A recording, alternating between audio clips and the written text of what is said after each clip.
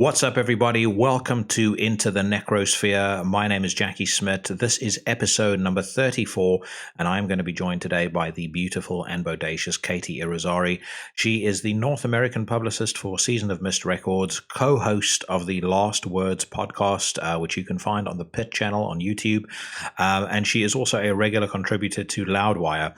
I originally invited her on the show because I wanted to talk about the music industry in general, particularly during the weird and wonderful times that we find ourselves in currently. And I was really interested in understanding what a label like Season of Mist was doing for both their artists and for fans during the coronavirus crisis. But as you can imagine, the conversation spun off into all sorts of weird and wonderful directions.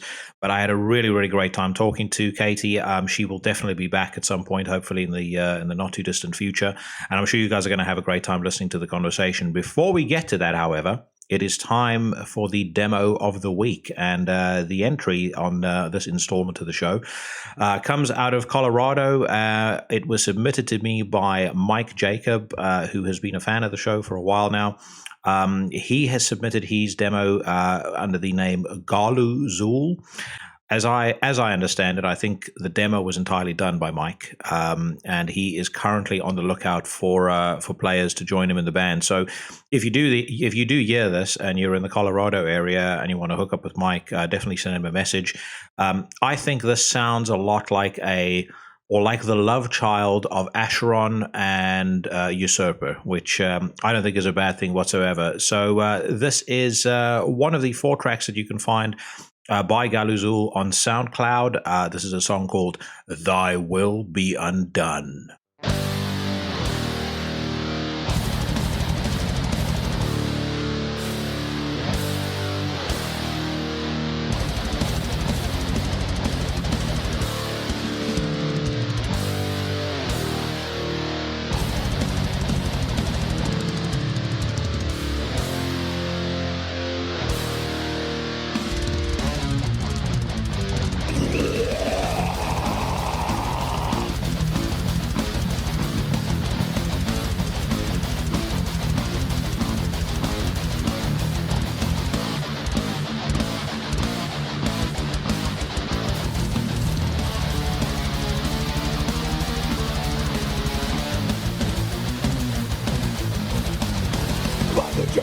Ideology, burn the vector of decay. Ligation of consciousness, psychogenic constraint. Reverence of an aptitude, faith knows no lies. Reformation of reality, the simplest of mankind.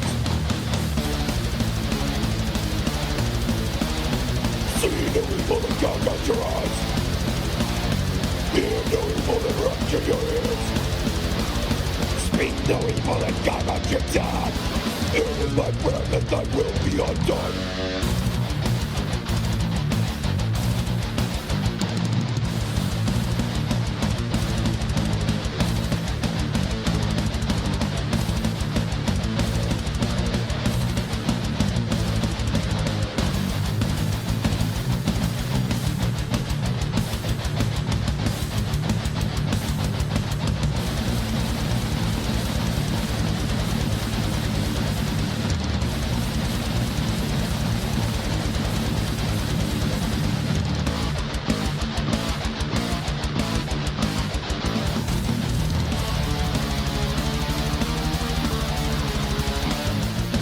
Immaculate deception, prostrating the masses.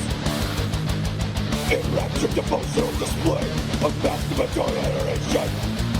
Mechanization of idolatry, the world obscured by greed. Harness to repentance, inseminated with belief.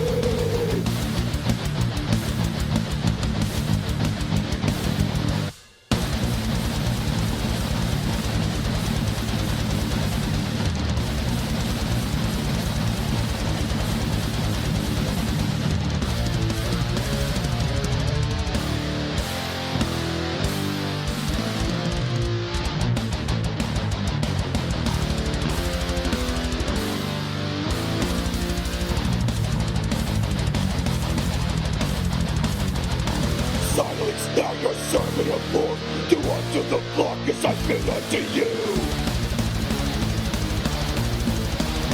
See no evil that comes at your eyes. Hear no evil that rupture your ears. Speak no evil that come at your tongue. Thy will be undone. Thy will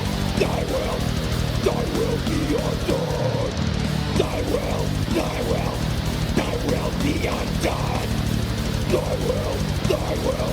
Thy will be undone. Indoctrinate, degenerate.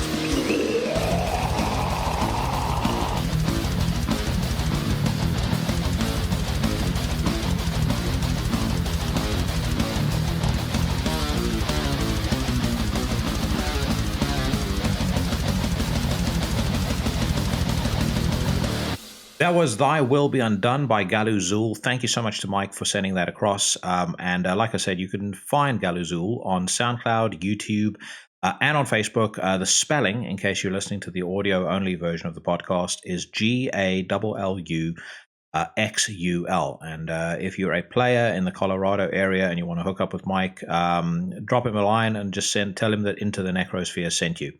Likewise, if you're in a band and you want me to hear your demo, you can fire across the deets to me on email.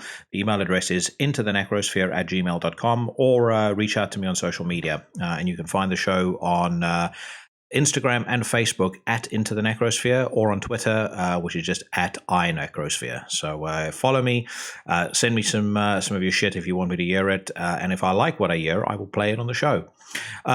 Speaking of music that I like, I will be talking about the new Paradise Lost and the new Black Curse records after my interview with Katy. And if you're feeling really brave, you can stick around after the reviews to hear me crack wise about the news.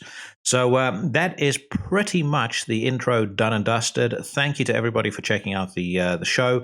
I hope you're going to enjoy what you're about to hear. So let's fire up the Stellar Master Elite intro track and get this motherfucking show on the road.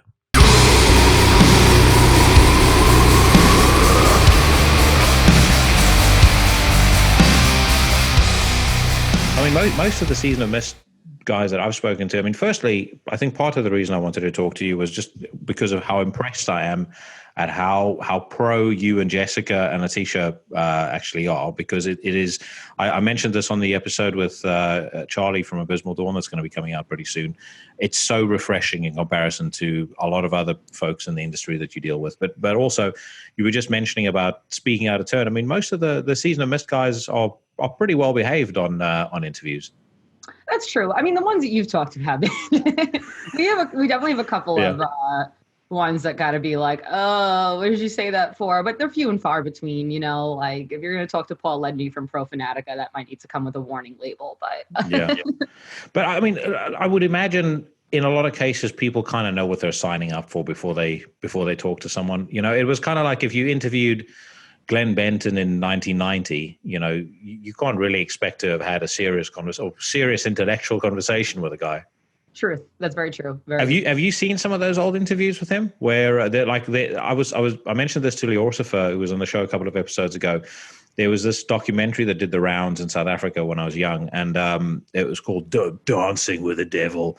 And then they interviewed Glenn, you know, back in, I mean, literally, I think he barely, you know, had to stop using Clearasil, and he's like sitting there, you know, with his fake, you know, armored vest on, and the guy's like, you know, very stoically and seriously asking him, "So, do you believe in demonic possession?" And he's like, "Of course." Like, are you demon possessed? Of course. I love that. Yeah. I've never seen those interviews, but I've heard stories. That's for sure. I think some of the magic is gone nowadays, because I think with social media, kind of, you know, it's like with pro wrestling. You know, when it was late 80s, and actually, to be fair, I try to retain the belief right up until 1997. So, and then, you know, but now kind of everyone knows what the gimmick is backstage. So you're not going to see people, you know, crying because Shawn Michaels broke his leg. It's kind of the same with people in bands. You know, Glenn was always probably a pretty straightforward dude. And actually, you know, from the times that I've spoken to him, or briefly spoken to him, he probably seems like a fairly conservative guy as well. So, it's a far cry from the fucking lunatic that he presented to be, 2 decades or 3 decades ago. Right. I mean, when someone literally brands cross into their forehead, I feel like you kind of already, the writing's on the wall there. Like you know what to expect. Yeah. But it's, I mean, your favorite, and I know your nickname is derived from his first band. But I mean, your favorite guy, King Diamond. I remember when the first King Diamond album I ever got was Conspiracy, and I remember hearing The Wedding Dream and thinking, this is the most fucking evil satanic shit that I have ever heard in my entire life, and loving it. But again, like, you listen to interviews with him and he's such a sweetheart, such a nice guy. He's so sweet. I even had the pleasure of meeting him, and he's just like a little grandpa in like corpse paint. I love him. He's so sweet. Same thing with his interviews. He's so soft spoken and he's so intelligent. But yeah, when you hear the music, you wouldn't think that, because it's just so evil and so dark. But he is just definitely a complete anomaly. I guess not really an anomaly, because so many of these dudes are in these bands that are super extreme. Like we work with Benighted. I don't know if you spoke with Julian recently. No, I haven't actually. I was going to reach out and say I'd love to speak to him, but sorry, you were saying? Yeah, he's a total sweetheart. And like, you hear the music that they write and the lyrics and you think, oh, this guy must be a sicko. And then you talk to him and you're like, oh my God, he is such a puppy dog. I'm sorry, by the way, my emails are still no, don't worry about that. That's so there's going to be a couple of little alerts that are going to come up here and there. But I totally Julian from Benighted, like, such a sweet, like, puppy dog of a person. But again, when you hear the music, you're probably like, oh, like, yeah. Yeah.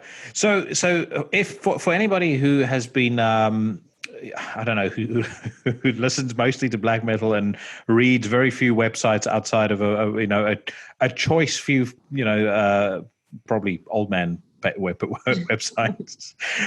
Introduce yourself properly, because you have a multiple day jobs at the moment and a pretty impressive CV prior to that. So familiarize people with what you do right now, and I'm very curious to kind of find out how you got into this racket.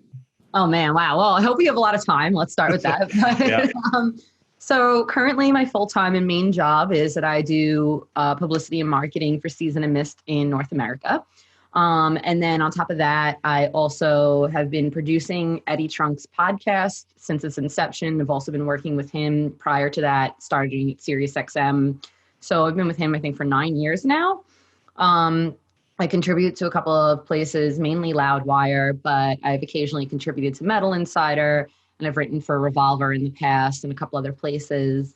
What else do I do? My gosh, I can't even. I have so much stuff that I do that it's just hard to even keep track of all of it. And then, of course, I host my own show. It's one of 3 co-hosts. It's called Last Words. It's distributed by The Pit. wearethepit.com, which is also the handle on all social media, and it's just The Pit on YouTube. So we just filmed, and it should be airing the day that we're recording this. So by the time this is out, the episode should be out. We just filmed an episode with Trey from Creeping Death, which is pretty cool. Mm-hmm. So I have that going on. And that's pretty much it right now, which, believe it or not, isn't a lot for me. Usually, especially before I got this full-time job and I was full-time freelance, I was working like, oh my gosh, there were weeks I was working like 8 different jobs in 1 week. Yeah. And I like it. I like being busy, especially now with everything going on and having nothing really to do. It's good being able to have a lot of work to bury myself in and keep busy and keep distracted and just kind of occupy myself in that way. Yeah. And I was going to ask you, I mean, how busy are you now, that everything is locked down? And, it doesn't seem like Season of Mist has hit the pause button on any of their releases yet. I mean, I know Nuclear Blast are stopping a couple, and the new Hatebreed was delayed. And there's a couple of others that have announced that they're only going to put out the record later in the year because they can't get physical copies printed. But I mean, how busy are you at the moment? And I know you're also based in Philadelphia. What is life like over there? Well, in Philly, it's kind of scary because I feel like we're really creeping up there. At first, it was definitely like a slow burn, and we're probably about now like 20,000 cases, which isn't that bad when you consider 8 weeks ago it just started here right around the same time as New York, which is just astronomical right now. But I'm worried that we haven't really hit our peak and these numbers aren't really going down. So that's troublesome.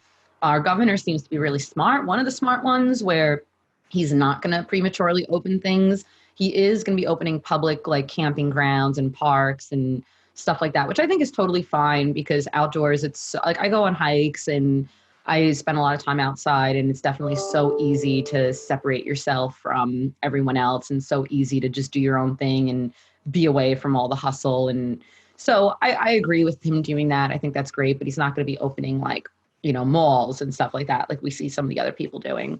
So I'm glad I'm at least in a safe state like that where, our leadership seems to be pretty smart and taking a lot of cautions. But as for Season of Mist, it's interesting because, a good half of my job is tour press and pitching tours and bands on the road. And I don't have that anymore. So it definitely is slower in that sense, but it also is beneficial because I could spend so much more time with these releases and pitching those. And we also have come up with a lot of cool stuff. Like last week, I believe it was, or the week before, we did a live concert stream for Barishi. We've been doing like live yoga with Sylvain on our YouTube channel. So we've been doing a lot of like other stuff. We have a couple other things that are going to be launching. I've been working personally on a pretty big project for us that will hopefully have it come to fruition by the end of the month, maybe even sooner. And we have like a pretty cool contest we're going to be launching soon as well. So we're still keeping busy, just in a totally different kind of way and just kind of trying to get creative with it. But again, there's definitely days where there's just a total lull, and come like 3 hours into my workday, I'm just like, okay, what do I do now? Because like I said, there's still that gap there of a lot of the stuff that I normally do that I can't right now. There's no tours to pitch, even the ones we do have announced. And I know this is going to bum the people I work with out saying this, but I'm not super hopeful that the tours we have planned at the end of the year. No, I agree with you. Yeah. And I would love them to. I hope they do. But at the same time, I'm being pretty cautious about it and pretty pessimistic because with the reality we're living in now, I don't see tours resuming in the fall, which is it's a bummer. But I'm just trying to be realistic here. Yeah. Charles and I spoke quite a bit on the interview that I did with him about, I guess, the changing business model in the music industry, and I think particularly in our scene, and how COVID-19 potentially affects that, and potentially what it looks like after all of this lifts, which as you say, it's uncertain as to when that's going to be, because I see New York is now saying they'll only start thinking of reopening in September. I know in the UK, it looks unlikely that anything is really going to significantly change until August. And even then, like I know Mayhem, for example, booked a tour for November, but I just I don't see that happening. I can't. Even if they booked it, I wonder how many people would actually go, because I think there's the regulation side of things, but there's also people's behavior.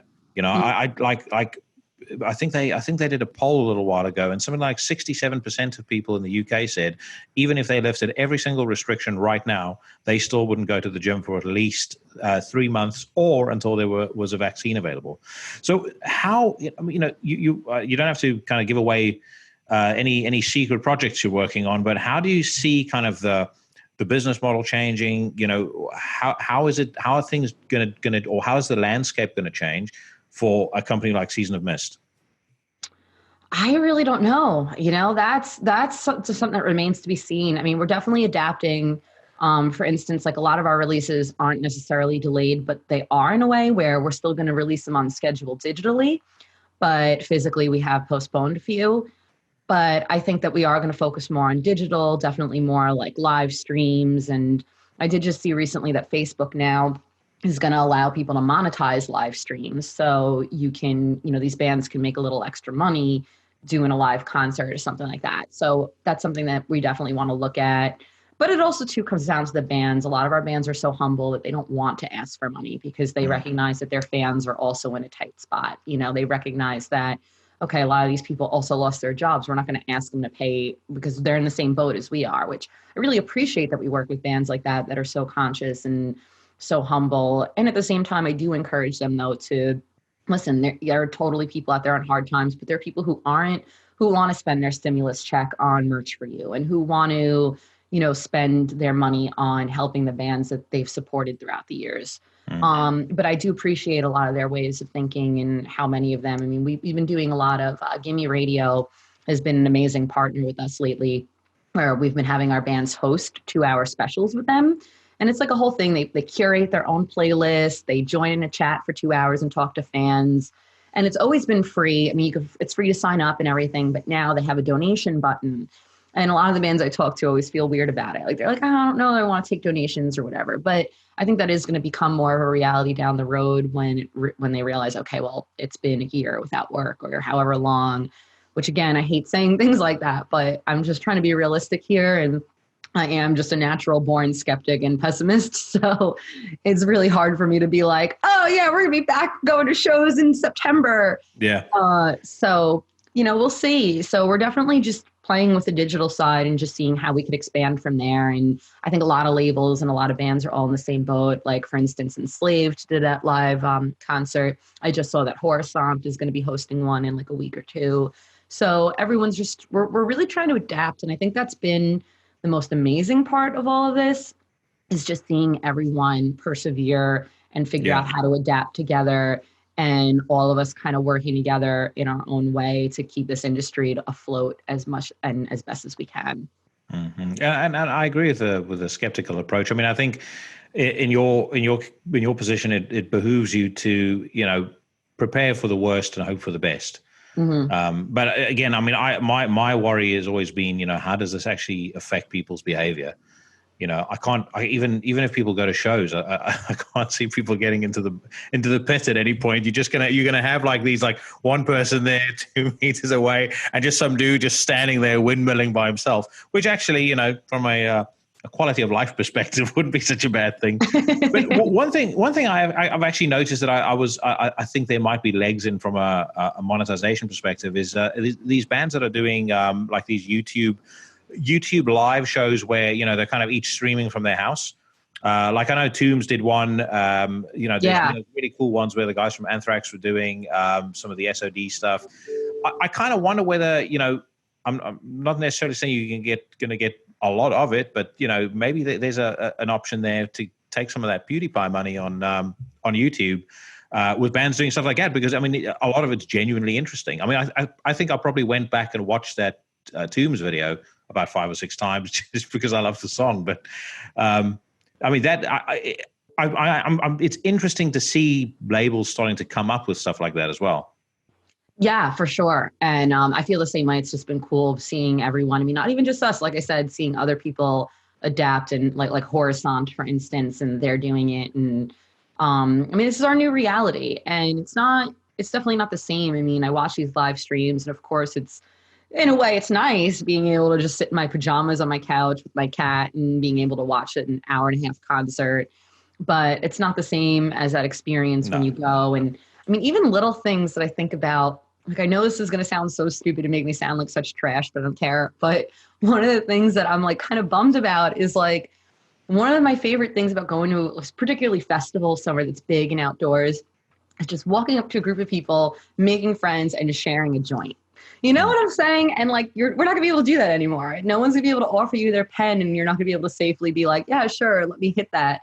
I mean, granted, it was probably never really safe to be doing that in the first place, but now it's particularly more risky and definitely more troubling. And I mean, to me, that's always been a great gateway to make friends and just a great way to meet people. And music in general is going to concerts. Yeah. And it's a bummer not having that right now, because it's more about the music. It's about the community, and it's about the social aspect and coming together. So little things like that, I just think about in the future, how drastically it's going to change, and hopefully not for long. But even after there's a vaccine, I mean, I still feel like I want to be cautious, because what if another strain like the flu, you see people get the flu vaccine, they still get the flu because there's another strain of it. So I still feel it would behoove everyone to still be careful, even when there is a vaccine, because we don't know. And after seeing how one virus has mutated and rocked, the entire world, now I feel like that's always just going to be in the back of my head, and probably many others. Like, what if something else now is lurking in the waters? You just don't know. Yeah, no, I agree with you. You mentioned in the scenario with a pen, it makes me think of something I saw this morning. A picture of someone blowing out the candles on a birthday cake. the meme was, "We can never do this ever again. We can never eat this cake ever again." It's true. Oh fuck yes, yeah. But Yeah. it's interesting. Like I think this situation has brought out a huge amount of. It's brought out a lot of crazy shit. I mean, let's be honest. I think Alex Jones has probably never made as much money as he's making now.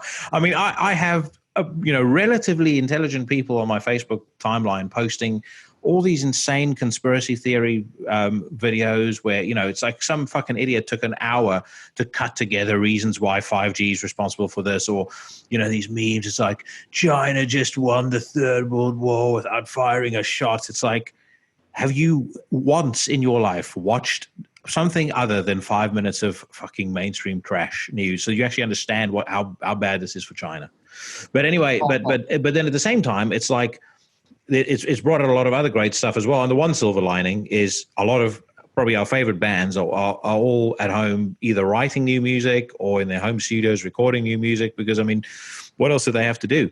I saw Telok the other day was talking about starting to write new music for Mayhem, which makes me unbelievably happy.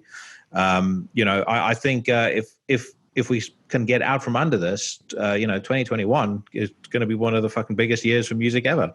Definitely. So many tours and so many albums coming out, we won't know what to do with ourselves.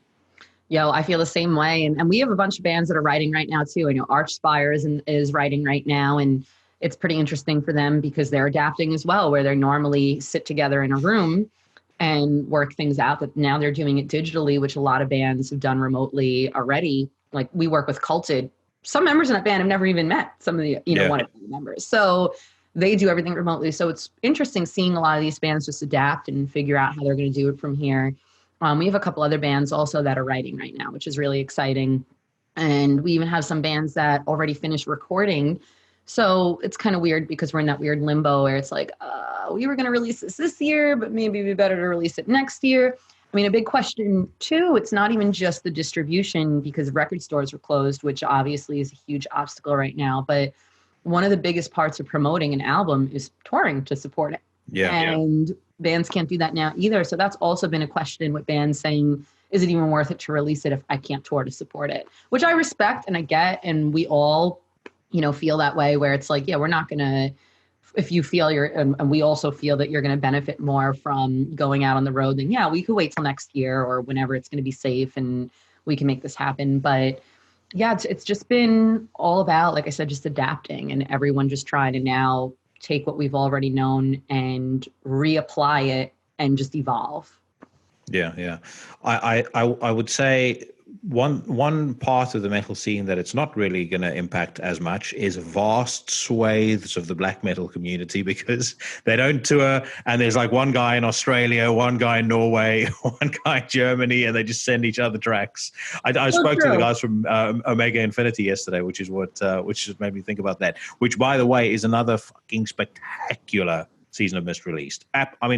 Absolutely blew me away. I mean, again, I don't want to sound like I'm sucking up here, but I do think Season of Mist has been, and I've said it many times on the show, you guys are on an absolute tear as far as just fucking one great release after the other coming out.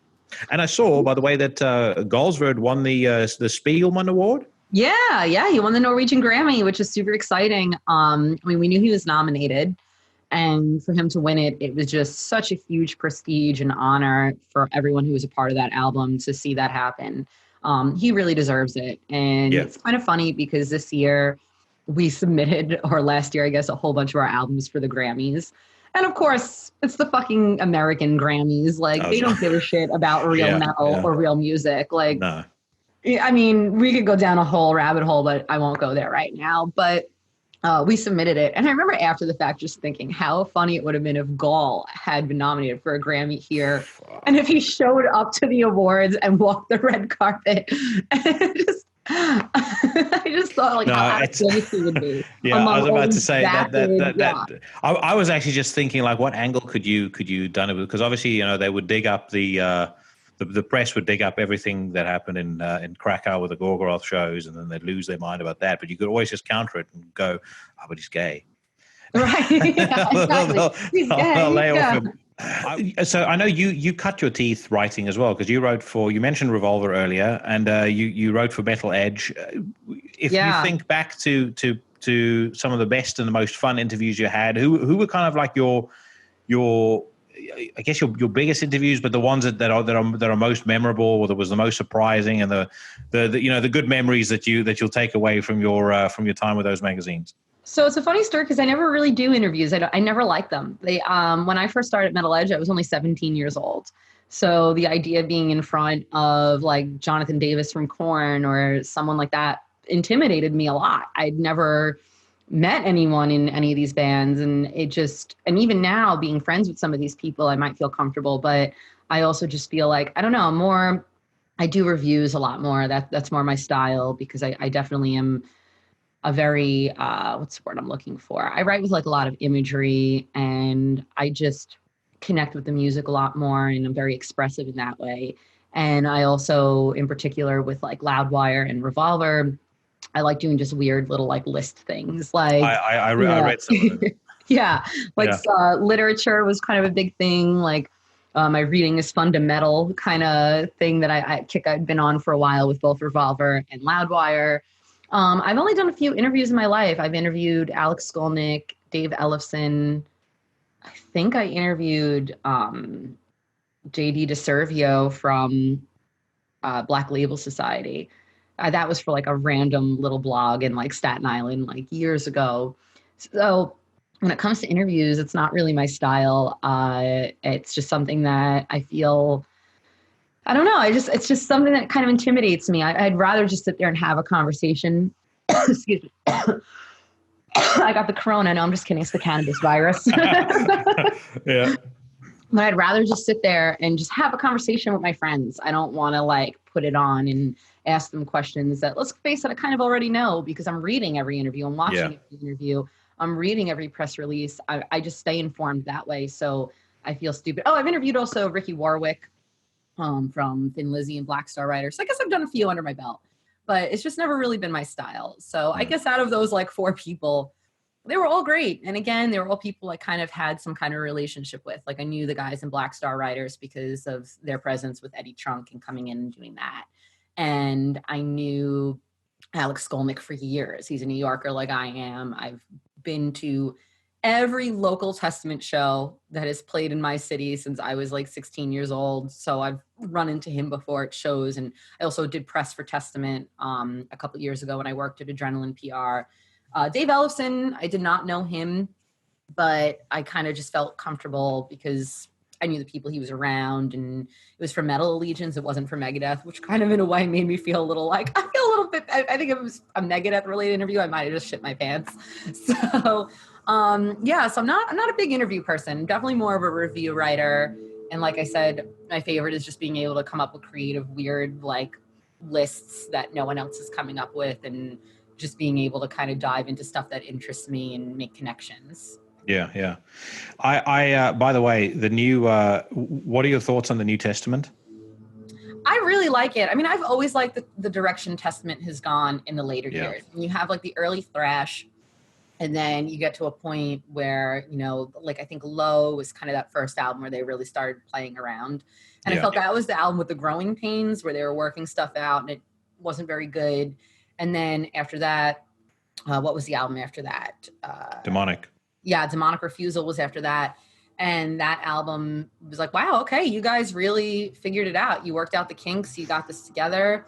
It was excellent. Formation and Damnation was, I think, one of my favorite albums they've actually ever done. I even like that album maybe more so than some of the early stuff, which I know is blasphemous. And I love the early stuff, but, and I like the new album. I mean, again, I just feel they've been consistent, and they've really been on this kick where they've adapted. That's again more about adapted to the times. They've managed to become more modern, but still kind of stay true to themselves. And that's something it's hard to do, and something I really respect about them. And then on the other hand, you have bands like Overkill who've been consistent, and I love everything they do too. So it's just, Well, what I was just about to say, what I really admire about Testament is the fact that they still, to this day, manage to sound like they're hungry, and they still have a love for the music they make. Because, you know, I don't know what your thoughts are, but I don't personally think the Big Four have put out anything worth listening to since 1990. No, I feel the same way. There's kind of the odd bright sparks here and there. I think if you look at Slayer, as of Divine Intervention, you could probably take every single one of their albums and pull out one or two songs, and you'd be able to put together like one album that is not entirely on a par with Seasons in the Abyss or South of Heaven or Rain of Blood, but it would be, it would be worthy of kind of being in that discography. Megadeth, Rust in Peace was the last album I was interested in them. Metallica and Justice for All, there's a couple of bright spots after that, but for the most part they suck. And Anthrax, I know this is probably going to be controversial, but yeah. I think that Sound of White Noise was a great album. I thought it was fucking disgraceful how they treated John Bush, and I have not been a fan of the band since. I actually saw them with John in I think 2004 or 2003, 2004. I was blown away. I was like, fuck, these guys are so good. And then I was super psyched to see them 8 months later. Joey had come back into the band, and it was like, I'm up for this because, Joey was in the band when I got into them originally. And it was so fucking terrible. I left after 2 songs. I was like, I'll never listen to this shit band ever again. No, I feel the same way. It's so Anthrax is definitely one of those bands, again, being a New Yorker, that has been a big part of my DNA, and seeing them. That was probably one of the first bands that I saw like a million times. That was like the first band I lost track of how many times I'd seen them. But same thing, I just cannot stand their new music, and it's just, I feel bad saying that too, because it always sucks when you're talking shit about a band that is that legendary and has that much of a legacy and has meant so much to you at some point in your life. But I feel the same way with all those bands, and Anthrax I think are the worst offenders of all of them. Like Metallica, I could get with some of the stuff they put out. Megadeth could totally get with some of this newer stuff they've put out. But yeah, I guess Slayer too is also. I can't really Slayer Live is still very cool, but the reason I don't feel bad about speaking ill of those bands is because one, as you were, I used to be a fucking massive fan, and I still love the older stuff, and I still go back to it. But if an older band like Testament can continue to put out really cool music, then that gives me license to say, guys, in comparison to a band that used to be your peer, but is kind of seen as being, second tier to you, you have fallen behind. It's so true. And it's all of those bands: Testament, Overkill, Exodus, Destruction, Creator. I was just about to say Creator as well. Yeah, their last album was excellent. And again, these are bands that, even Exodus, the last album they put out, Blood In, Blood Out, I still rock that on the regular basis. Testament, still rock Brotherhood of the Snake and Formation of the Damnation. And this new album that just came out will also be in regular rotation for me for years to come. But even the new Metallica, they put out that album, Hardwired to Self-Destruct, a couple years ago. Absolutely fucking terrible. I was listening to it when it came out, and it's okay, I could listen to it, but I won't ever again after now. After this. Yeah. I was doing a lot of writing for it and everything, and then I have not listened to it since, and I could go the whole rest of my life without listening to it. It'll be totally fine. The low point for Metallica came when they put out Saint Anger, and it wasn't the production that got to me as much as the lyrics. Anybody that puts down on paper frantic tick tick tick tock and says, yeah, that's badass, it's a fucking moron. My lifestyle determines my death style. Oh my god. How about Lulu? I am the table, because he misread I am the tablet. You can at least blame that on Lou Reed, and to be fair, he was 79 when they did that, and after all the drugs and stuff like that, you're not going to get much coherence out of him. But yeah, fuck. The lyrics on Saint Anger, to me, it was the worst thing I've ever read. I was actually hurt when I read it. I was like, how can a band that I loved so much, that wrote songs like Eye of the Beholder and Frayed Into Sanity and Disposable Heroes, how can you write this bullshit? Right, and their lyrics are so deep. You listen to a song like One, and even Master of Puppets, maybe not necessarily deep, but just well written, and always definitely a cut above, say, a band like Megadeth, where I felt their lyrics were good, but nothing special. I always felt that Metallica was definitely, a cut above a lot of the others lyrically. And it's just I agree. It's what what are we doing here, guys? Like, what is this? Did you ever see the that Big Four? Although there was a video of the Big Four tour where they all did "Am I Evil" at the end, and then Tom wasn't doing vocals, but they had Joey, Dave, and James do vocals. Did you hear the bit with Dave doing vocals on one of the verses? No. It was literally so fucking terrible. I thought there was something wrong with the speakers. I was like, I had to go check the settings on my computer. I was like, it's someone's fucking with me here, because there are children that could get up on stage and do a better job than that. Right. and then also you hear like on the new Megadeth, not new Megadeth, sorry, on the New Testament album. I mean, Chuck's voice, fuck. It just gets better and better every time that they record an album. And the thing that I love so much about what he does is he kind of has this this innate way of kind of putting rhythm in his voice, and it's almost like I've mentioned this with certain death metal bands as well. I kind of liken it to like old, like early '90s hip hop, where the voice was the hook. Like you had a drum loop and a bass line, and then you had rapping, and like the vocals were the hook. There was nothing else to be the hook. Like what Chuck does is he almost kind of gets it to a point where his voice can be the hook as well. And then obviously you've got, Gene's drumming on top of that, and you've got fucking awesome guitaring and stuff like that. It's just, it's absolutely top notch. And that man beat cancer. And I felt like after cancer, his voice somehow got even more brutal and even more robust and powerful, which is so impressive. And no, I agree. Like that band is just still as good as ever. Like I said, I mean, sure, I think Low is, to me, the only album of theirs that is subpar. And even then, it's listenable. It's not my choice. But I'll differ with you on that. I genuinely do like Low. I think it's got Dog-Faced Gods. That's such a fucking cool song. I don't know why that album always, and you would think too, like to me, before Low, oh my God, I had The Ritual. Was it called The Ritual? Yeah, I think so. Yes. Sorry, guys. My quarantine brain is a little melted here, but I've been smoking more weed than I ever have in my life because I'm just so bored and have nothing but time by myself. It's just a problem. But I love that album because they get kind of slow and doomy and sludgy. And you would think Low would be the natural next step because they still kind of have that vibe. But I don't know, there's a weird disconnect for me there. But then, like I said, everything else just brings me right back in. And I'm not even shitting on that album because it's just the lesser on a great discography. I'm not even saying it's bad. It's still a good album. It's just the, on a scale from 1 to 10, it's the lower. Well, if every single one of them was lying in front of you, it's not the first one you reached out to listen. Exactly.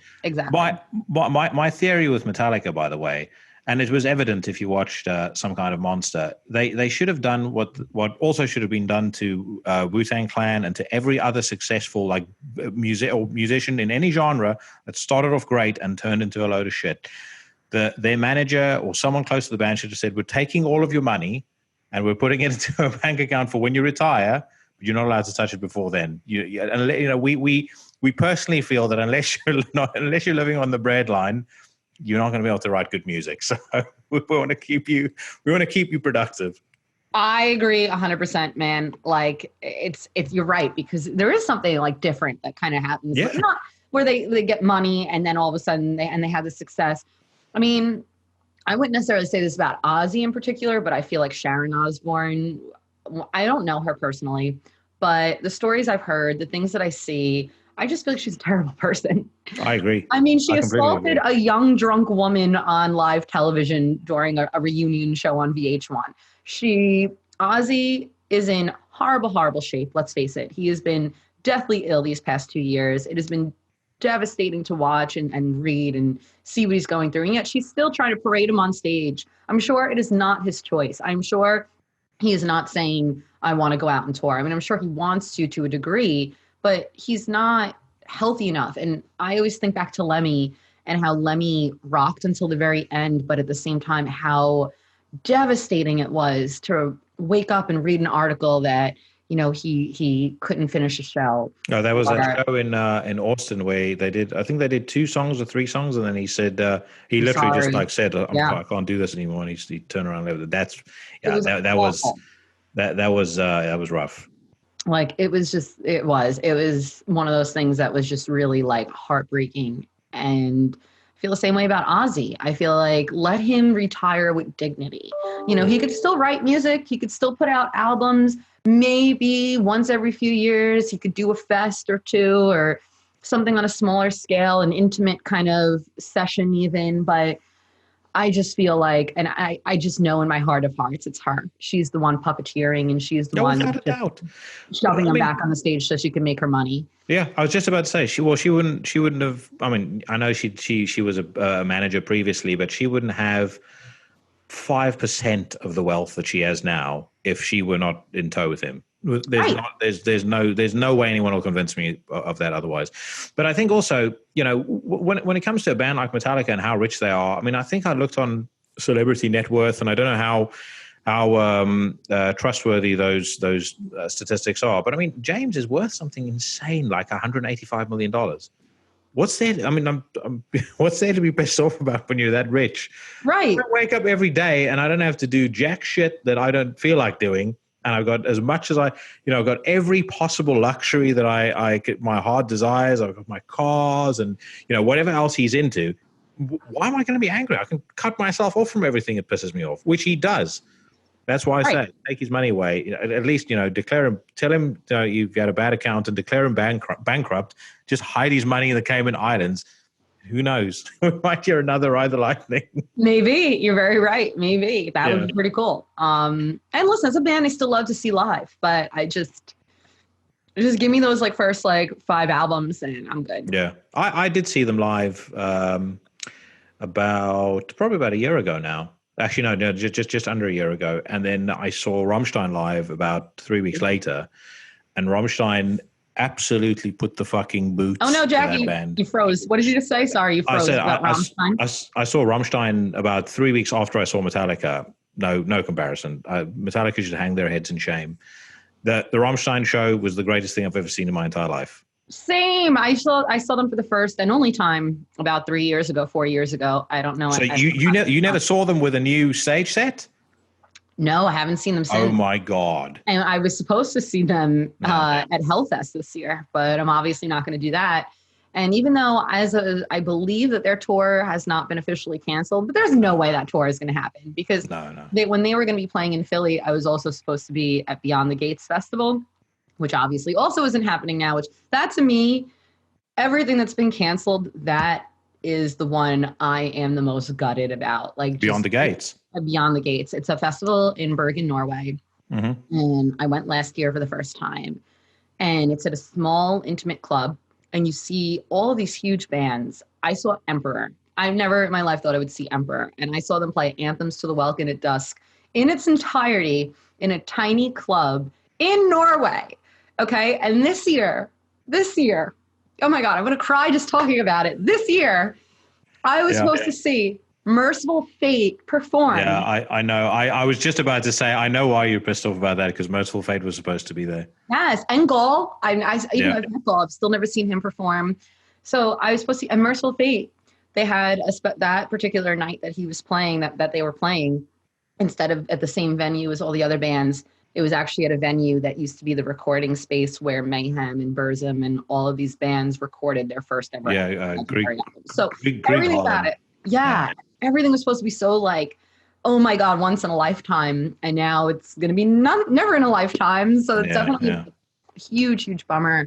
But now that's not happening. Of course, it's well, I could still see Rammstein, but no, I really can't because I'm sure that tour isn't going to happen. And even if it does, again, it's a matter of comfort. I still wouldn't be comfortable going to shows unless there are some real strict.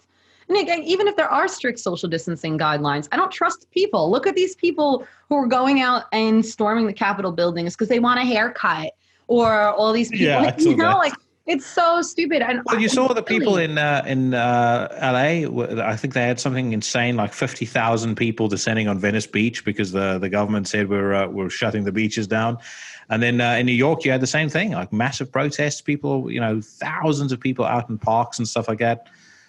It's well, I don't know. My personal view, I would have, if I were running the administration right now, I'd have said, right, guys, strong survive. It's time for us to thin out those numbers, That's how I feel. There should be a law. If you're protesting, you should be denied medical treatment. Yeah. No, Yeah. well, it is kind of like you're willfully putting yourself in harm's way. Yeah, and others, you know, I don't give a fuck about. That get fat and then they want a fucking, then they want the government to pay for their bypass surgery and stuff like. You willfully put yourself in that situation. Why must we pay for this? Exactly how. But I know you guys spoke about this on Last Words a couple of episodes ago, and I will say, not to make you jealous, but when you talk about canceled shows you're sorry you missed, the one thing I've seen about 700 or 800 shows in the last 12, 13 years. The one I am unbelievably grateful I got to see was one of the last ever Typo Negative shows. I knew that's what you were going to say. I just knew it. Yeah. It was so fucking cool as well. I remember Metal Hammer, for some reason, which is a shit magazine anyway, but they absolutely slated it, said it was rubbish and boring, and Pete seemed drunk and out of it. I was in my element. I mean, I fucking adore that band anyway. But oh man, they were so cool. They started off with the Beatles with the Magical Mystery Tour. That was like the opening track. And then they did a whole bunch straight off of Slow, Deep, and Hard. I would say probably about 30-40% of the set list was Slow, Deep, and Hard songs. And then, like Low is for you with Testament, October Rust is like that for me with Typo. And really? They kept away from that on I didn't actually think they played any song of October Rust. They might have played one or two. But that was it. I love that album. For me, that's a band I can't even pick a favorite album because all of them are great. I guess if I had to really narrow it down, it would actually be between October Rust and Bloody Kisses. And Slow, Deep, and Hard is also up there. Like, Life is Killing Me is great. Like, they're Dead Again is fucking brilliant as well. Yeah, no, it really is. Like, that's a band to me that's probably. I guess it's hard for me to quantify my favorite band because there's so many bands who I just like love with my like complete heart and soul. But I guess if I had to quantify it, Typo would be among my favorites because there's not a song of theirs I will ever skip over. Whereas bands like Testament, who I love, or Tool even. I mean, up until this new album, there was never a Tool song I would skip over. And I waited all this time for this record and it came out and I was so disappointed. Really? You're not a fan of the new Tool album? I quite like it, actually. I would say the opposite was true. I never was a particularly big Tool fan because when they were getting big was kind of around the time that I started discovering death metal. And then when that happened, then everything else was being tossed out. Every CD I had was being traded for another Obituary album or another Bolt Thrower album. And then So I liked Stinkfist, and that was about where it stopped. And then when the new album came out, I was like, all right, let me check this out and hear what the fuss is about. I liked it. I thought it was cool. See, it's so funny. And it's interesting you say that because I think that's kind of when I talk to people who were like never really a Tool fan, dig this album more and vice versa. And I hate that. And I don't even want to say that I hate it. But I kind of do. I guess my hatred is exacerbated by the fact that I waited so long for this record and thought it was going to be the best thing. And then, like, even when I heard the first song that they put out, I'm like, this just sounds like a bunch of other Tool songs, like, cut up and mixed together. Like, it sounded lazy. And I think, too, they went a little proggier than usual. Like, I like prog in a certain setting. Like, I like prog as far as Tool in their, like, older sense goes. Or prog, like a band like Ne Obliviscaris or Opeth. And even then, like, the earlier kind of side of Opeth. But once you start getting that proggy, like, yes-y kind of vibe. Oh, my God. That's where I kind of feel, and that's where I felt they kind of. I was talking to somebody about Opeth the other day, and we were watching that Lamentations live show of theirs, and I was like, this band was, when they were on song, they were so fucking cool. And then, what's name? Michael shaved off his beard, kept the moustache, turned into a fucking 70s hippie, and it has been downhill ever since. I don't care what anyone says. I hate the last two Opeth albums. I feel the same way. It's the stuff that I don't like at all. Really funny story, actually. Through Eddie Trunk, he was kind enough to get me a cabin on the Yes Cruise. He partners with them. He's like the official MC and host, and he broadcasts his radio show. It's called Cruise to the Edge. And in, I believe, 2017 it was, Eddie, or 2018, I don't know. Eddie was offered extra cabins, and he offered me one of them. So I was like, holy shit, absolutely, like, I'm going. And Mike Portnoy, who's a very good friend of mine, was like, "What the hell are you doing here? You fucking hate this music." I was like, yeah, I do.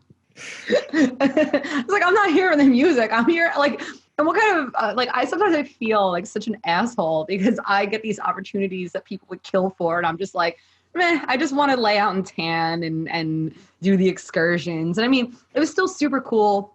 And believe it or not, Mike Portnoy, he was there with Sons of Apollo, and they killed it. They were great because they have a little more of like a metal edge, like a pun intended, I guess.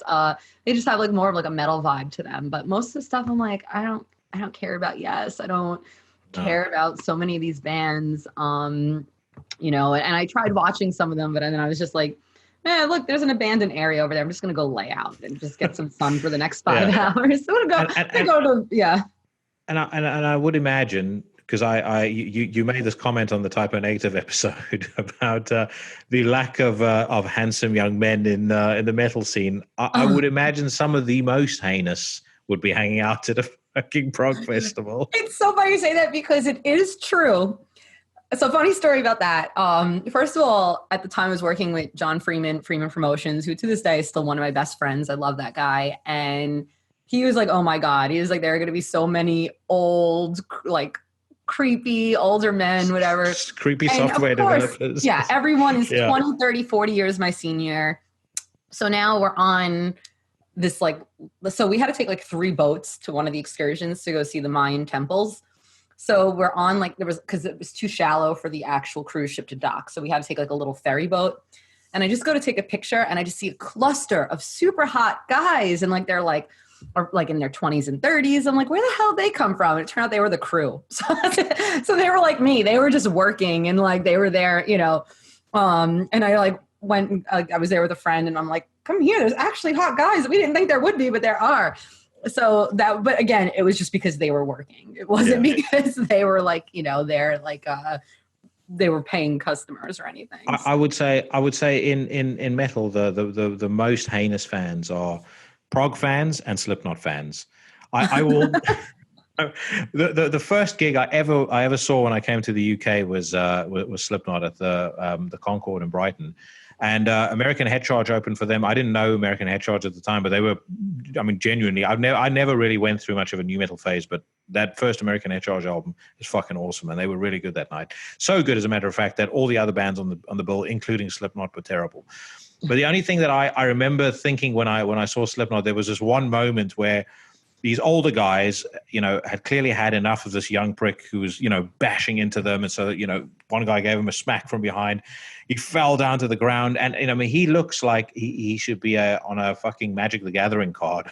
And then his girlfriend, who looked like she had taken about 5 bottles of olive oil and poured it into her gothic corset before sliding her way in there. She did like a fucking WWE belly flop on top of him and then looked up, leave him alone, as the guys are looking at this guy. And it was at that point that I realized I will never be a maggot. So. Yeah, it's funny. Slipknot, I like them. Them had a weird trajectory. They were definitely one of those bands that when I was a burgeoning young metalhead that really helped shape me and was my gateway to other bands.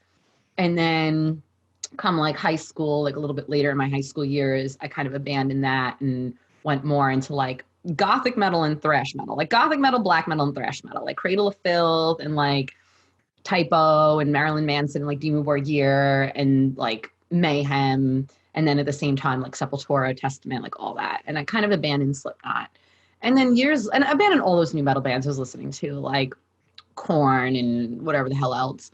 And now I actually worked with Lamb of God a couple of years ago, and I saw them on tour with Slipknot, and watching the show made me a born again Slipknot fan. And I was like, wow, this band absolutely crushes. They are incredible. One of the bands, too, that I actually saw them once with Marilyn Manson. And I love Marilyn Manson. That's probably another one that I would consider one of my favorites. I'm obsessed with Marilyn Manson.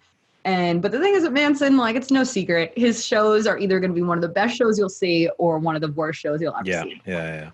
And this was one of those shows where he was terrible and Corey Taylor was in a neck brace and was a million times better. I'm like, how are you this good in a neck brace? So I definitely, but yeah, I agree. Their fans can be weird. My favorite fans, as far as looks go, would be black metal fans. Any black metal show, you always find some real good looking people, particularly in Norway. Those Norwegian fans, they got it going on. Here, maybe not so much. Over here, a lot of the black metal fans, and actually to a degree, depending on the band, the death metal fans as well. A lot of them are quite a bit older. Mm-hmm. I do sometimes look at the crowds, and I'm like, there's a couple of new faces, but I see a lot of faces here that I've seen for the last 15 years coming to shows. And like, people don't go as nuts at shows anymore as they used to either. You like, I saw Mayhem about a year ago, and the crowd were really into it, but just next to no movement in the audience. I mean, people were barely headbanging; they were just sitting watching, and they were cheering and stuff like that. But it's become very docile, especially in comparison to the way that it used to be. I mean, the way that it used to be, if you stood anywhere near the front at a reasonably big band, you needed to have your wits about you, because you were going to get fucked up most likely. Oh, definitely. Yeah. And I feel too, though, over the years, there's been so much more camaraderie. And I feel safer at shows than I ever have before. I mean, to me, it's like one of the safest places I could be is at a show. And, I always find, I mean, there's definitely been every so often an incident here or there, like someone's crowd killing or a creepy dude moving in on me or whatever, but it's so few and far between. Most of the time, people are just like looking out for one another. And even in instances where there is maybe someone creeping on me, there might be like someone who will actually like step up and stuff like that. So I find now, like, for the most part, shows definitely have way more of a better vibe, and fans are way better behaved. And I appreciate that. I really do. But there's definitely been shows in the past I've gone to where I'm like, I got to get all the way to the back and get near an exit.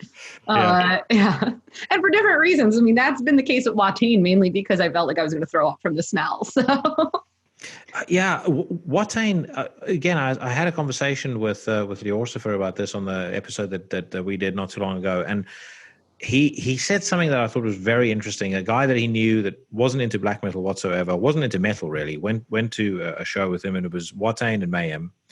And they came away from the show, and the guy said to him, here's the difference between those two bands. Watain do black metal for black metal's sake. Mayhem do the music they make because that is literally what's inside them coming out. And I was like, that is the most perfect way to describe the dynamic between them, because I don't really like Watain, but Mayhem, on the other hand, I mean, in case it wasn't abundantly clear earlier, I'm a fucking fan of. So, and actually, I don't think it's on Season of Mist, but Nadinger is another one of my favorite bands. Nadinger, yeah. I don't know that they were on our label. I think that we did kind of promote them while Mayhem was on the label because of Tellock, but yeah. Yeah, I think you guys distributed, or at least, because I discovered the High Heat, that I think the album's called The High Heat That Licks Against the Heaven, which is a fucking cool title for an album. But I discovered that through Season of Mist. I can't remember how. At first I thought it was they were on the label, but anyway, regardless of that, I like that band's philosophy towards music, live shows, towards everything. That, like, that's kind of my crowd as much as anything else. And then another, getting away from Season of Mist for a second, another label that seems to be just consistently putting out fucking amazing stuff is Van Records in Germany. Oh, I don't know that I'm familiar. What are some bands that are on that label? Ruins of Beverast, Carpe Noctem. If you've not, have you heard the last Ruins of Beverast album? No, that sounds like something I should check out. I am going to change your life, because I'll send you some. Yes. I'll send you some recommendations. That Ruins of Beverast album, it's called Exuvia, is fucking unreal. It's really like dark, doomy. It's just, you've never heard anything like it before in your life. I mean, the stories that go around how the album was created is like, the guy was on DMT recording his vocals. It took him 3 years. Apparently, nearly killed him. So you can kind of hear it in the music as well. But yeah, they put out very, very cool stuff. That's sort of my vibe at the moment. As far as new music is concerned, what are you listening to at the moment?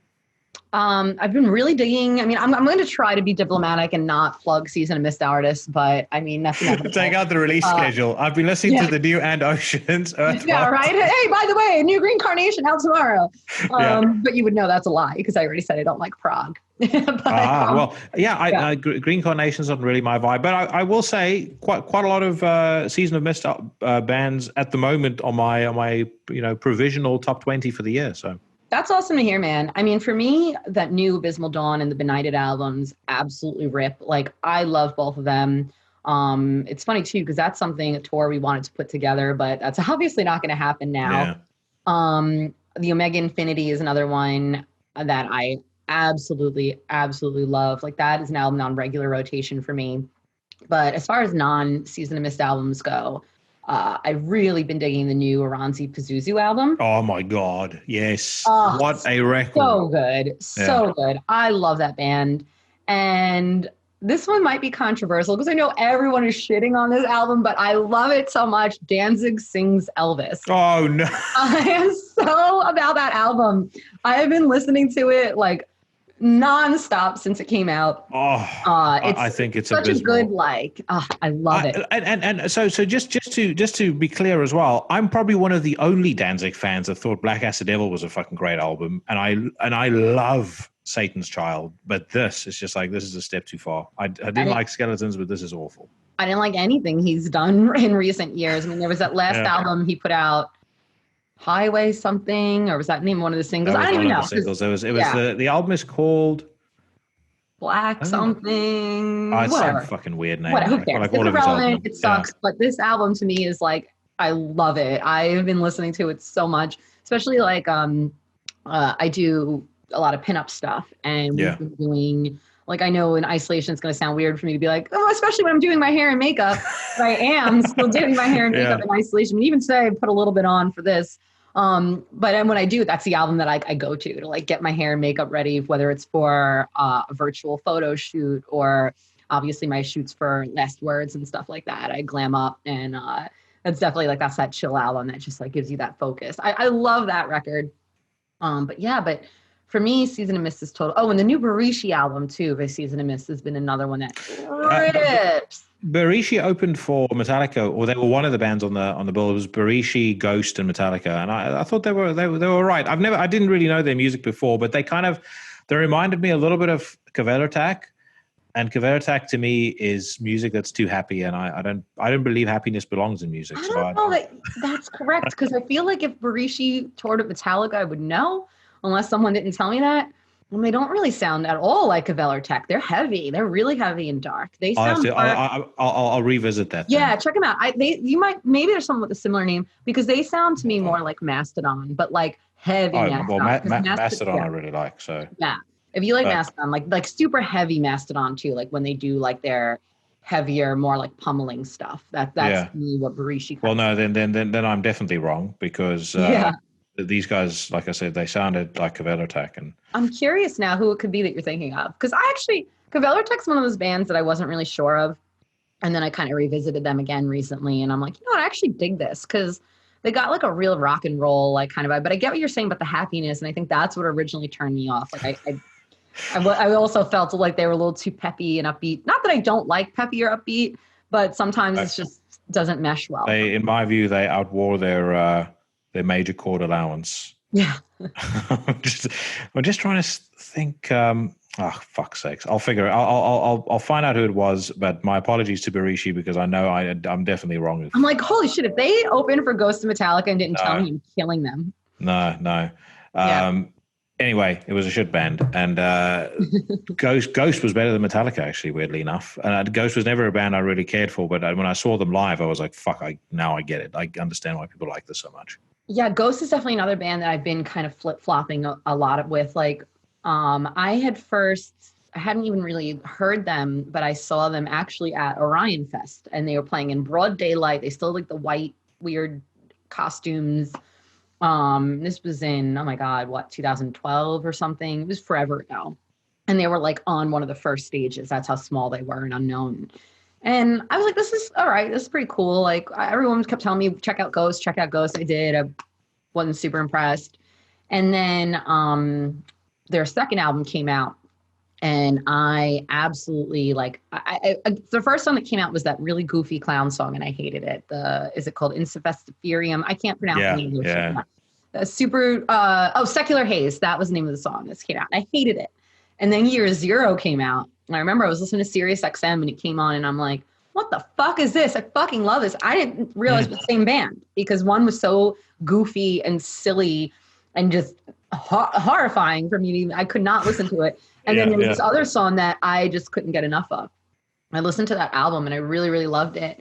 And then after that, Circe came out and it was boring to me. Like there was a couple good songs, but for overall, I was like, fell back off the ghost wagon. And then it wasn't until this album, Prequel, that it totally flipped me back to 180. And then I even revisited their first album and Circe and kind of went through the discography again and was like, wow, I have like this newfound appreciation for the band. And I think seeing them live since that show at Orion and seeing them now in amphitheaters and on huge stages and with all the stage show and seeing their videos, I definitely have now like this again, like I'm just now like a believer. Like I totally went from being like, meh to okay, yeah, all right, I'm here for it now. Yeah.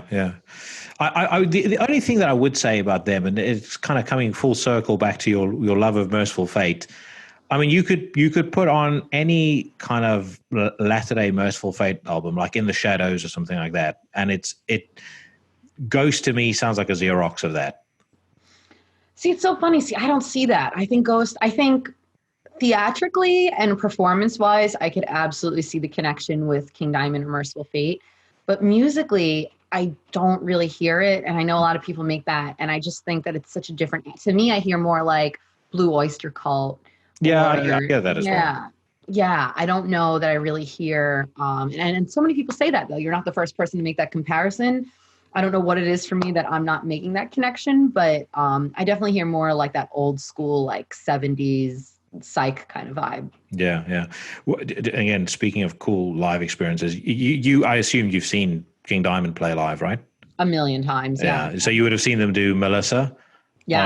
Oh my God, so fucking amazing. I've seen do that. I saw him do Halloween on Halloween.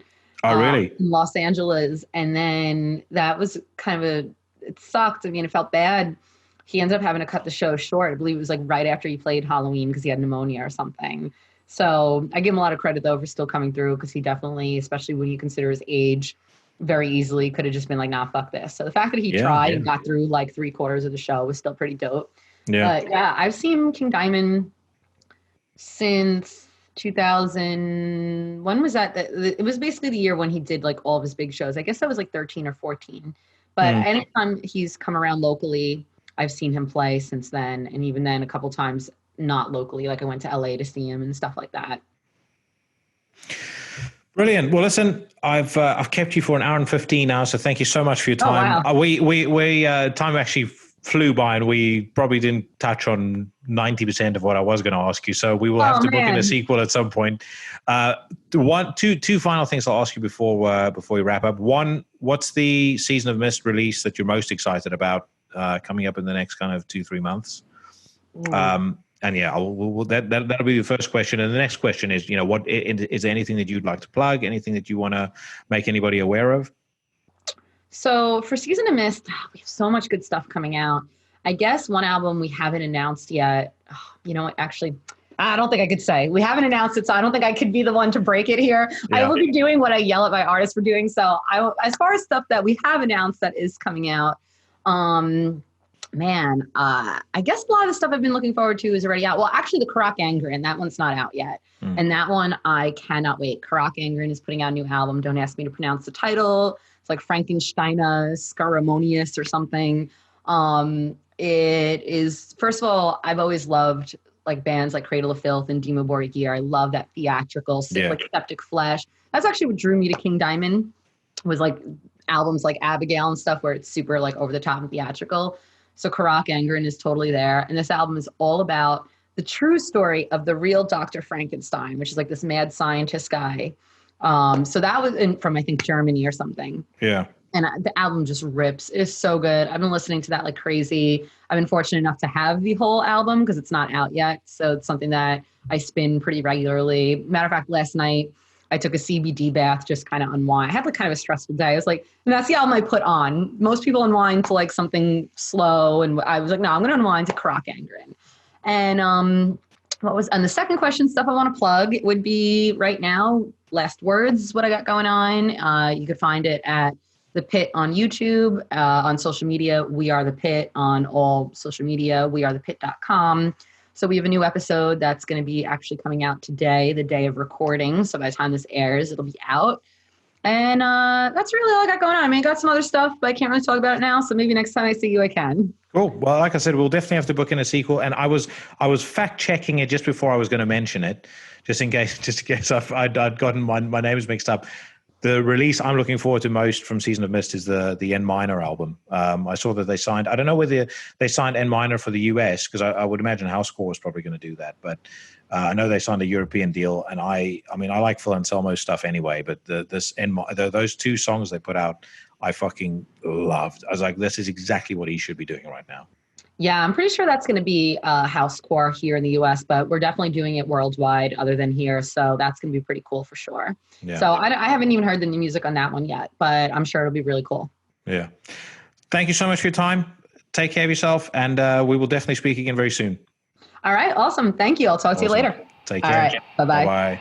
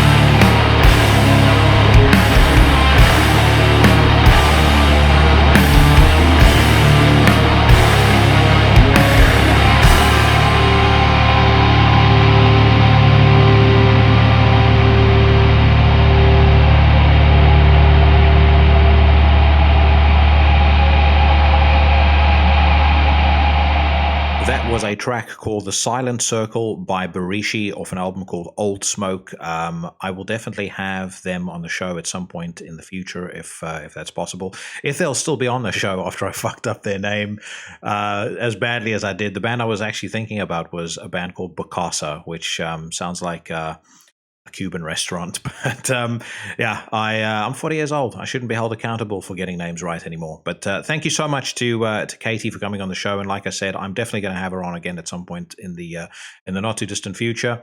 And do check out her podcast, which is excellent. I've said this before, but one of the things about the Season of Mist crew is that they just make life as a fledgling podcaster so much easier because they are total pros. Not only are they total pros, but alongside Van Records and Apocalyptic Witchcraft, Season of Mist are by far one of the most consistent and one of the best labels around. Now, that being said, they did not put out the first record on my list of reviews this week. I am, of course, talking about Obsidian by Paradise Lost. If you've listened to the show for any period of time, you will know that Paradise Lost are, probably one of my favorite bands, if not my favorite band on the planet, with the exception maybe of Akrakoka. I discovered this band way, way back when Gothic came out, which was 1991. Now, I didn't actually discover it in 1991. I was only 11 years old at the time, but I discovered it about a year or two after that. Without wanting to sound like a super fan or like I'm conceited, I will say I'm probably one of the only people that I know that actually didn't mind most of their experimenting, and their albums that put the metal aside a little bit and probably was a little bit more accessible than maybe some of their earlier work. So, I mean, I enjoyed and still enjoy 1 Second. I loved Host. I loved Symbol of Life. I even like Believe in Nothing, which most people feel is the worst album they ever put out. So for me, I had exceedingly high expectations of Paradise Lost, as I always do. I think that their last 3 records, Medusa, The Plague Within, and Tragic Idol, are probably 3 of their best. It is absolutely unbelievable to me that a band can be performing at the level that these guys are doing 30 years or 32 years into their career, and 16 albums in. So if we get to Obsidian's music, I will start off by saying, in terms of meeting expectations, I don't really think that Obsidian does meet expectations. But then, like I said, my expectations are very, very high. The album's sound is very much a celebration of pretty much everything that Paradise Lost have done across their career. So they've kept some of the death doom intact, but they've also gone back to some of the more commercially accessible stuff that they did on Draconian Times, Icon, some of the really sort of goth-tinged stuff. And there's even kind of a bit of a tip of the hat to a record like Symbol of Life, which, was kind of goth and almost had sort of an industrial pulse to it as well. The reason why I say it doesn't entirely match up to expectations is because, one, like I said, I don't think it's better than any of the last 3 records that they did. I think the album is generally very enjoyable and very good. I do feel like there's a couple of parts, whether it's the bridge towards the end of Fall from Grace, which was the first single that they put out, or just the odd part here and there, which I just feel sounds a little bit lazy. I also feel like the band are actually at their most effective on this album when they go back, full scale to the gothic stuff. The Ghost single, as an example, I thought was a lot better than Fall from Grace. And actually, Were I Nuclear Blast, I would probably have led with that. And then the song that I'm going to play, Hope Dies Young, for me is probably the best song on the record. Now, I was pondering why that could be, and the only theory that I could have is that both Greg McIntosh, the guitarist, and Nick Holmes, the vocalist, they now have their own kind of side death metal projects. Bloodbath isn't entirely a side project, but Nick is in it. He's the vocalist. Strigoi, however, is a side project. It's a fucking fantastic side project, and it's one that that Greg, I'm sure, writes quite a lot for. It feels to me like maybe they retain some of their best ideas, or their best death metal ideas, at least, for those bands. I just feel like maybe they've kind of got an outlet for that now where maybe they didn't have that before, when certainly The Plague Within was coming out. I know by the time Medusa was out, Valenfire was already in full swing. Valenfire, of course, became Strigoi. So yeah, I think it's a very good album. It's very enjoyable. I think the performances are absolutely top notch throughout. It's if I had to put it into context, and I know I don't give scores, but I think it's probably useful for me to give scores this time around, just to give you an idea of what I'm talking about. I would probably give Medusa a 9.5 out of 10. This record would probably get an 8 or an 8.5, probably an 8. So if you're a Paradise Lost fan, you're going to like this. Will it attract any new fans to the table? Probably not. Do they need new fans? Also probably not. They've a sizable fan base as it is.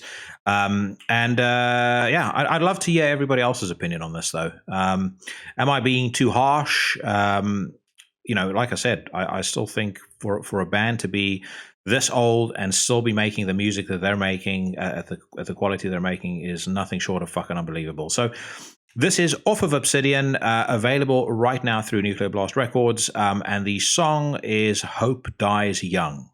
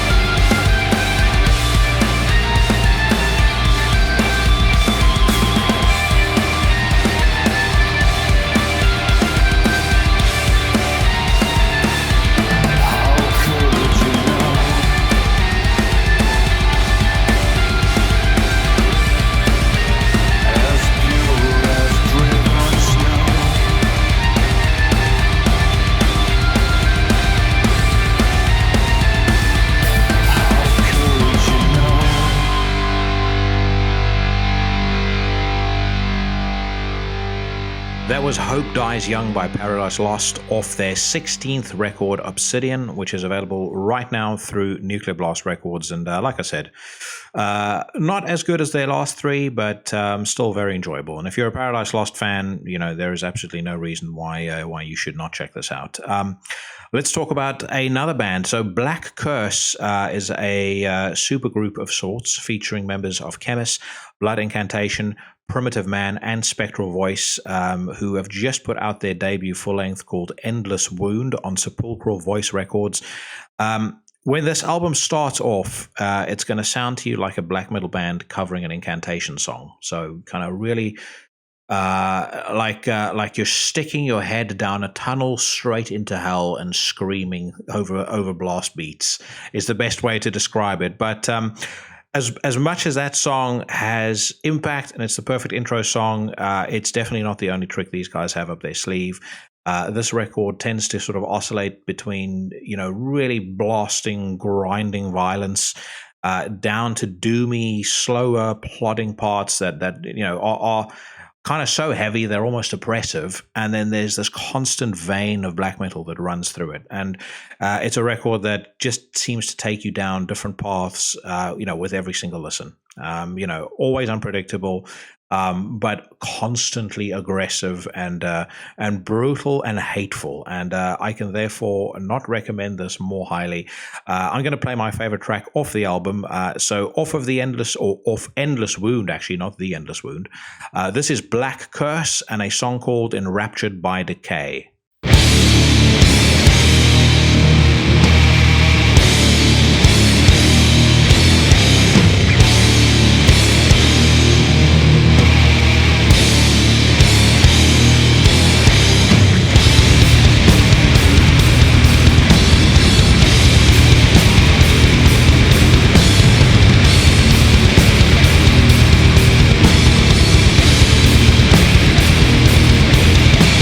Yeah.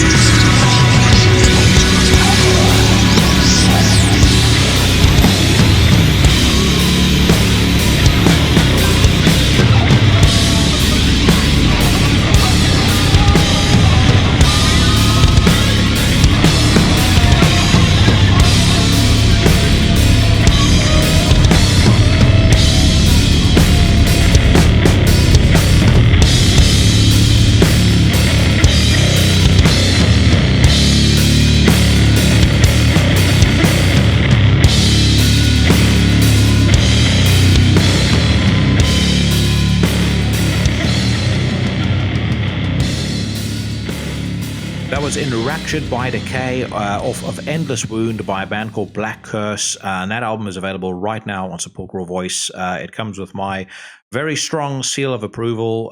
So definitely check that out. Right.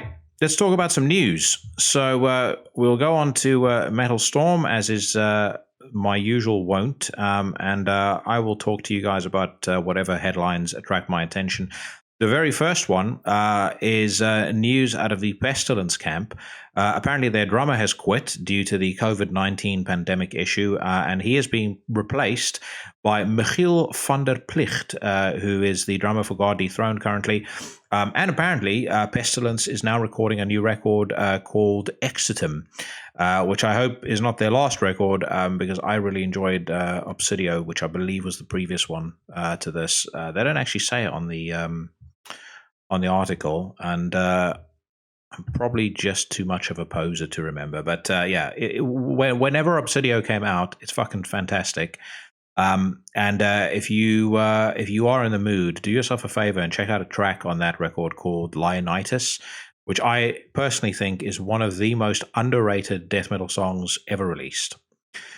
Green Carnation reveals Sentinel's lyric video. Not the biggest fan of Green Carnation, I have to say, but they are on Season of Mist, so I may give this a look. But progressive metal has just never really been my thing. There's a couple of bands that do it well. There's many that don't. Soulfly release live EP effort. I only mention that not because I care about Soulfly, but because that EP was actually mixed and mastered by Charles Elliott of Abysmal Dawn, who was on the show not too long ago. So well done to him. Right, let's see what else is noteworthy. There is actually something that hopefully will come up shortly that I want to talk about. But before I do, Voivod to release EP in July. I have been meaning to put Voivod on the list of bands to revisit, mostly at the insistence of Marco from Stellar Master Elite, who's just got me in the mood for it. But they are one of many bands who's releasing new stuff, and as I said before, I suspect that either the latter half of this year, and definitely 2021, is going to be so full of good music, I don't think we're going to know what to do with ourselves. Enslaved premiere new single and video from Utgard Record. So I heard this track last week. It's called Homebound. If you haven't listened to it yet, you can check out the video clip I think it's on the Nuclear Blast YouTube channel. I enjoyed this, but I don't know. It's a little bit like the Paradise Lost Fall from Grace single that I mentioned before. There's parts of the song that I really enjoy. There's parts of it that just don't work, in my opinion. And maybe it's something that'll grow on me. But I have to say right now my anticipation levels for the new Enslaved is not necessarily as high as it might otherwise have been. Mantar to release covers album next month. This was very interesting. I really liked that last Mantar record. I think it was called something, I can't remember now, The Way of Fire or some shit. You guys all know what I'm talking about. They're saying they are releasing a mini covers album, Grunge Town Hooligans 2, on June the 26th. The record will be released through their own label, and the first cover is for a Mazzy Star song, Ghost Highway. I did have a gander at the track listing, and I thought some of the selections were pretty interesting. I mean, I get why bands would want to cover, metal bands would want to cover metal bands. It was always a dream of mine to be in a band and do a cover of Speak English or Die, Sergeant D is Coming, or Fuck the Middle East by SOD, and maybe also Kill Yourself. But those dreams sadly are on the back burner. But I do find it more interesting though when a band, particularly a heavy band, covers something a bit different. And that track listing is very interesting. The Bomb L7 cover, they've got a Sonic Youth cover on there, Babes in Toyland. They don't have the best L7 song, which is a track called Diet Pill, which was on Bricks Are Heavy. If you guys if you want to check out a massively underrated track. Go to Qobuz or Spotify or Tidal or wherever it is you stream music from and look up Diet Pill by L7. It might not be death or black metal, but it is hard as fuck. Septic Flesh, I saw the trailer for their new Blu-ray release that's coming out apparently on July 31st via Season of Mist. It's going to be called Infernus Symphonica. I saw them live at the Incineration Festival last year and really enjoyed them, but this Blu-ray looks particularly good, and I am very, very happy that it's coming out on Blu-ray because DVD would not have done this justice, particularly not on the old home theater setup that I have here, which, you know, I keep toying with the idea of starting a hi-fi channel, but there's probably more than enough very, very good ones out there that you know, and I don't really have time for it either. But yeah, if you're if you guys are ever into or if you're interested in hearing at least what I play music through, or me getting somebody on to talk about hi-fi or audiophile shit, then let me know, and I'd be happy to get a guest on, because I myself can talk about that until the cows come home. Speaking of live videos, Triptychon reveal official live video for Requiem. Fortunately, this was not accompanied by one of Tom Fisher's seven chapter book posts, but I did watch the clip, and it was very, very cool. The video that they released was for a song called Rex Ira, originally part of the Celtic Frost 1987 Into the Pandemonium album. And yeah, I mean, I fucking love Triptychon anyway. But this live show looks particularly cool, and I like from the clip that I saw, I like how they filmed it because they kind of linger on the players a little bit longer. One of the things I really don't like about live videos, or you know, long form live or concert films, is how quickly they cut between clips. It never feels like you're actually there with a band. You know, and I'll take a good example is the Rammstein Live in Paris. I don't even know if it's called Live in Paris, but anyway, you guys know what I'm talking about. The live Paris show that was done by the director for Lords of Chaos, and I think the word has it. Apparently, that has the highest number of jump cuts in any concert movie in history. And when I originally read that, it was almost like they were boasting about it. And to me, it's fucking unwatchable. Like I said, I've been to see Rammstein. You guys have heard me flap on, you know, including on this podcast, about how great the live experience is. But just to try and watch it on there, it's fucking terrible. It's basically just like you're watching a music video with a live track over the back. I just don't enjoy it. So, but that Triptychon live clip seems to be an exception to the rule.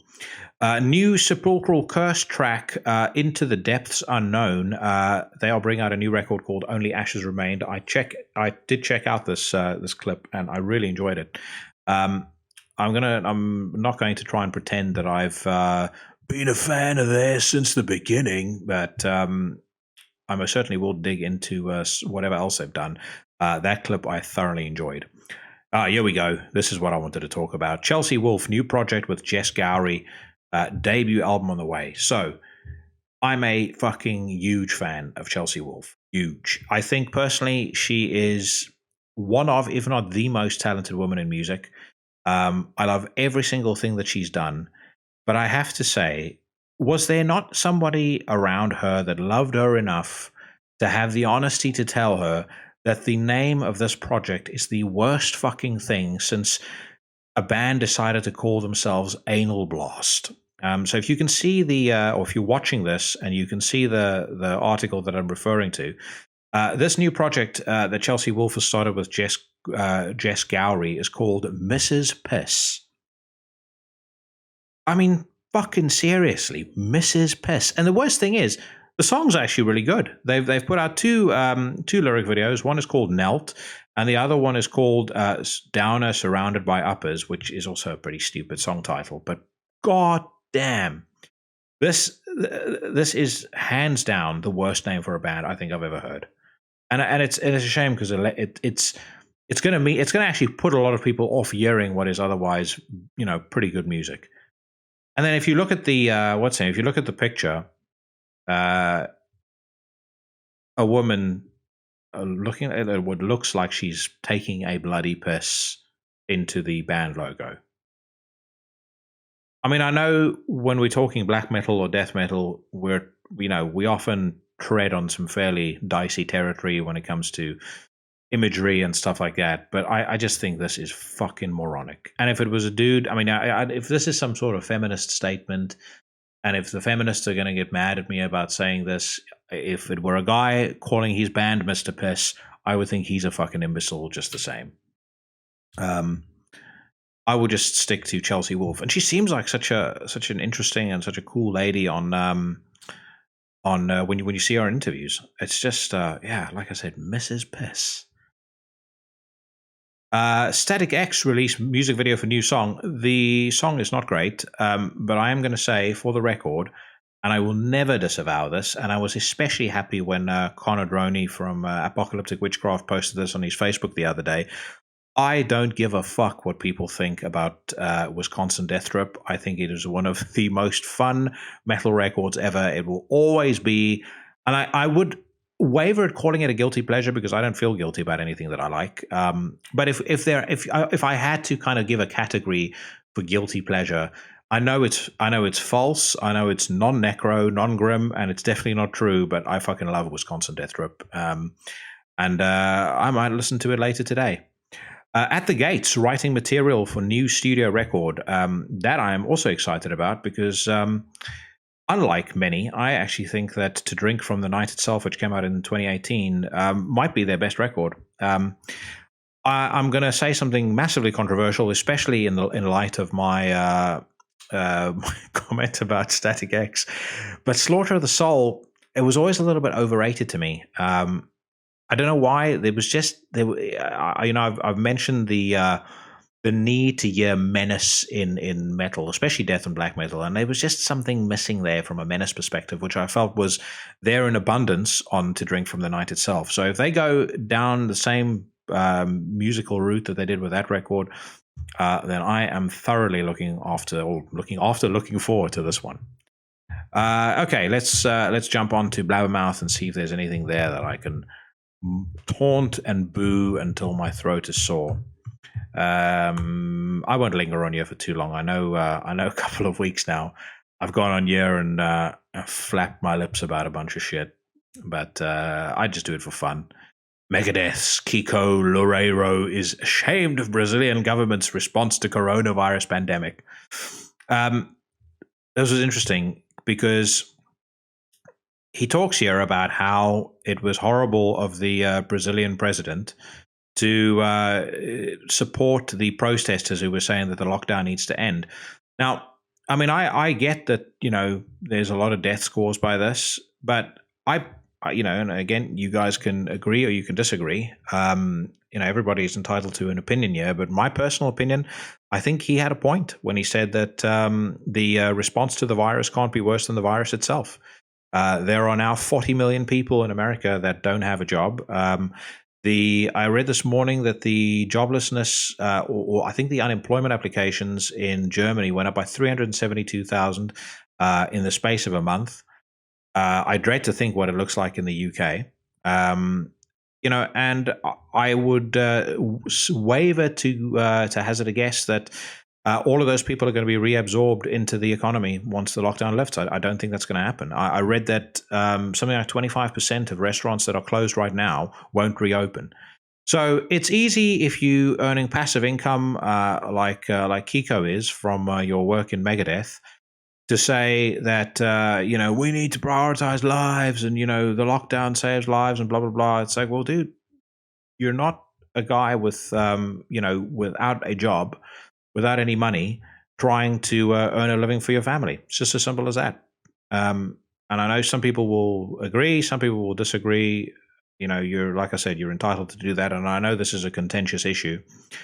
But, I just, I do think that that the Brazilian president has a point, which is not to say I'm a supporter of the Brazilian president, but I just think it's very easy to point fingers, provide no alternatives yourself, which is what a lot of musicians and a lot of celebrities do when they flap on about politicians. And then and not be in the position of people, or not at the very least try and understand the position of people that hold a view contrary to your own. System of a Down, Surge, tanking on our lessons from COVID-19. We have to curb our consumption.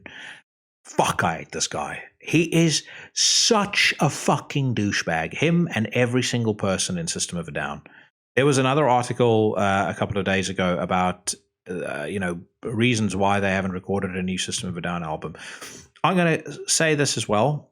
With the exception of a couple of tracks on Toxicity, everything that band has written is overrated shit.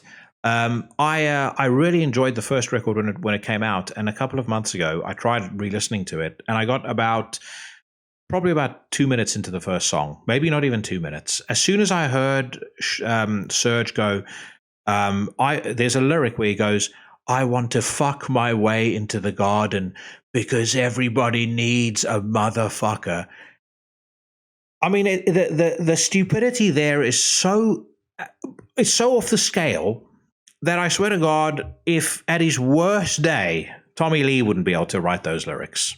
And speaking of Tommy Lee, former Tommy Lee bandmate John Corabi says he was disrespected and called a snowflake liberal by an opinionated, arrogant motherfucker.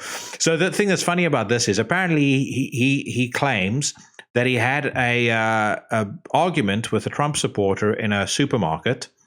Apparently, he would have beaten him up too. So his statement reads a bit like the entire Dave Mustaine biography. Because if you've read that, every single chapter ends with, "I would have beaten him up, but I remembered the warnings of my sensei never to use my martial arts against a civilian."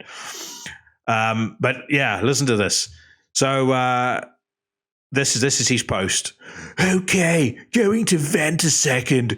I went to grocery store today. So I went to grocery store today wearing my mask. Sausage, check. Hot dog buns, check. On my way out the store, I bought a Time magazine dedicated to the last President Obama and his tenure." At which point, fucking opinionated, arrogant motherfucker took my magazine away and threw it on the ground and proceeded to tell me I'm the problem with America. I asked him what the fuck his problem was, and he commented, "I'm the problem. I'm a snowflake liberal, buying into the media bullshit." And it goes on like that. Here's the funny thing. Apparently this whole fucking argument takes place in a crowded supermarket, and in the age of mobile phones where everybody's walking around like this ready to film everything, there's no footage. What a shock. And then the best thing is, even though the guy is 61, addled by drugs, and looks like he hasn't lifted anything heavier than a fucking Xbox controller for the last 2 decades of his life, "Gloves off, motherfucker, let's go." Have a nice day, or have a nice Memorial Day, asshole. What? Oh, yeah, we go. "I calmly stated I'd beat his fucking ass for touching my shit and insulting me." If a 61-year-old fucking loser like John Corabi told me he'd beat my ass, I think he probably would, because I would herniate myself with laughter. Anyway, on that note, thank you very, very much for tuning into the show. And if you've made it this far, thank you very much as well. Next week, I'm going to be talking to Tentacle and Zen from Omega Infinity. I have spoken about that Omega Infinity album so many times now that, quite seriously, if you haven't listened to it yet, then you should unsubscribe to this channel because you're just not grim enough. It's called Solar Spectre. It's available on Season of Mist. They are 2 totally badass guys as well. It was a really fun conversation. So I'm looking forward to sharing that with you. I have the week off work. It is beautiful and sunny outside. I've got a pot o' coffee brewing because I'm just about to edit this and then post it on YouTube for you guys to watch. And then I'm going to go off and enjoy my day. I hope you guys are enjoying yours too. From the mean streets of Surbiton on the outskirts of London, I am wishing you all a fond farewell.